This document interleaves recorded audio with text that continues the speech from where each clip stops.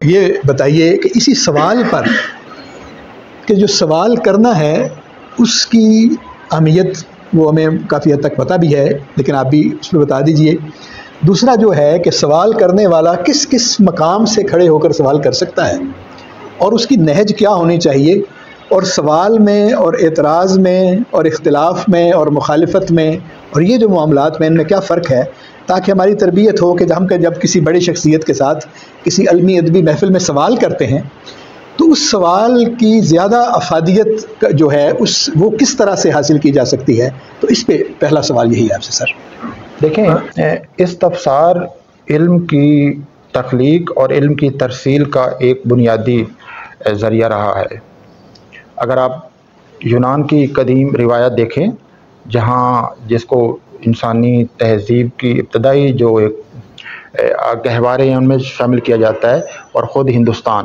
ہندوستان کا سارا قدیم علم، خواہ وہ برہمنوں کا ہو یا جو بدھی فلاسفہ تھے ان کا ہو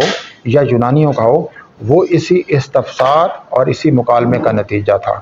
تو علم اور مکالمے کا بہت بنیادی تعلق ہے، اور اس مکالمے میں اور اس استفسار میں بنیادی نوعیت سوال کی ہوتی ہے۔ آپ کا پہلا جو سوال ہے وہ یہ ہے کہ سوال کیا ہوتا ہے، اور میں سمجھتا ہوں کہ کوئی بھی مکالمہ شروع کرنے سے پہلے کوئی بھی یہ جاننا بہت ضروری ہے کہ ہم سوال کسے کہتے ہیں۔ دیکھیں، سوال کی کئی قسمیں ہو سکتی ہیں۔ سوال کی ایک قسم تو یہ کہ جب آپ واقعی کچھ جاننا چاہتے ہیں، کچھ بنیادی معلومات کسی سے حاصل کرنا چاہتے ہیں۔ دوسرا سوال یہ ہوتا ہے کہ آپ کچھ جانتے ہیں، پہلے سے کچھ جانتے ہیں، لیکن آپ اس اپنے علم میں مزید گہرائی پیدا کرنا چاہتے ہیں۔ آپ اس کی سطح کا علم رکھتے ہیں، لیکن آپ چاہتے ہیں کہ آپ اس میں اس علم جو ایک سمندروں سے بھی گہرا ہو سکتا ہے، آپ اس کی گہرائی میں جانا چاہتے ہیں، اس لیے سوال کرتے ہیں۔ تیسرا یہ ہوتا ہے کہ آپ کے پاس ایک تصور دنیا ہے، ایک تصور ادب ہے، آپ کے پاس کچھ خیالات ہیں، کچھ نقطہ نظر ہیں، اور دوسرے آدمی کے پاس اس سے مختلف سوالات، مختلف تصورات اور نقطہ نظر ہیں، تو آپ کو ان کے درمیان ایک کنفلکٹ محسوس ہوتا ہے۔ تو آپ اس سے ایک سوال کے ذریعے یہ جاننا چاہتے ہیں کہ اس تصادم، اس آویزش یا اس اختلاف کی وجہ کیا ہے، اور آپ اس کے نقطہ نظر کو اس کے تناظر میں سمجھنا چاہتے ہیں۔ اگر کوئی آدمی اپنے نقطہ نظر کو حتمی سمجھتے ہوئے دوسرے آدمی کے نقطہ نظر کو ایک ناقص سمجھتے ہوئے اس کو سوال کی شکل دیتا ہے، جو سوال نہیں ہوتا، جو بنیادی طور پر ایک اعتراض ہوتا ہے، جس میں سوال میں بنیادی چیز، جو بنیادی اس کی ایسنس اور اسپرٹ ہے، وہ سمجھنے کی خواہش ہے۔ اعتراض میں پہلے سے ایک محاکمہ موجود ہوتا ہے، اور آپ اس محاکمے کو امپوز کرنا چاہتے ہیں۔ اس لیے جو ادب کی دنیا ہے، ادب کی دنیا میں سوالات ہوتے ہیں، ایک جاننے کی آرزو ہوتی ہے، اور اپنے اپنے سوالات کے درمیان ایک ڈائلاگ کو ایک وجود میں لانے کی صورت ہوتی ہے۔ لیکن جو اعتراضات ہوتے ہیں یہ علم کی دنیا سے باہر ہے۔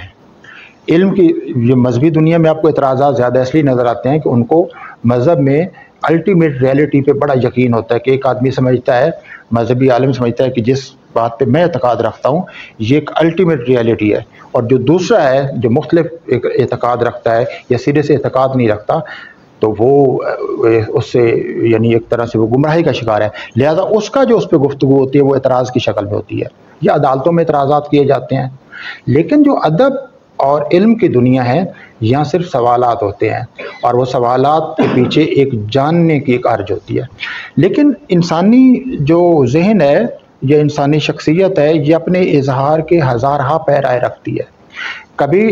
یعنی اس کا جو پیرایہ اظہار سوال کا ہوتا ہے، لیکن اس کے پس منظر میں انسان کے بہت سے جو منفی جذبات، ہم سب انسان اپنے ایک اگر ہماری برائٹر سائڈ ہے تو ایک ہماری ڈارکر سائڈ ہے، یعنی ہمارے اندر ایک تاریک اور ایک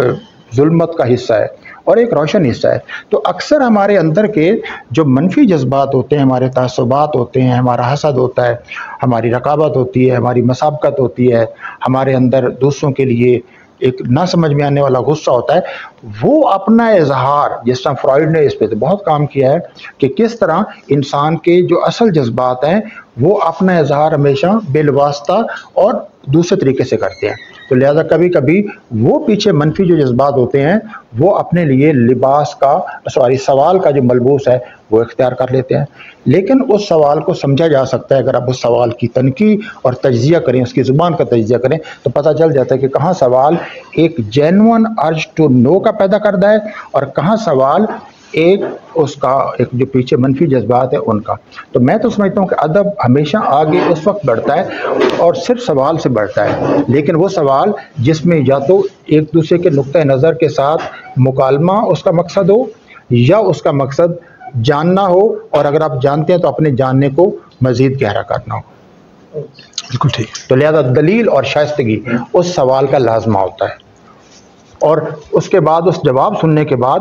اس کو اگر جہاں آپ دیکھتے ہیں کہ اس جواب میں مزید لوگ سوال کرتے ہیں اور جذباتی ہو جاتے ہیں، میں سمجھتا ہوں جہاں بھی سوال میں جذباتیت کو عنصر آ جاتا ہے وہاں سوال نہیں رہ جاتا. سوال منطق کی چیز ہے تو منطق میں جذباتیت نہیں ہوتی. جذبات کی اپنی جگہ پہ قدر ہے، میں اس کا نہیں کہہ رہا، جذبات اور جذباتیت میں فرق کرنے کی ضرورت ہے.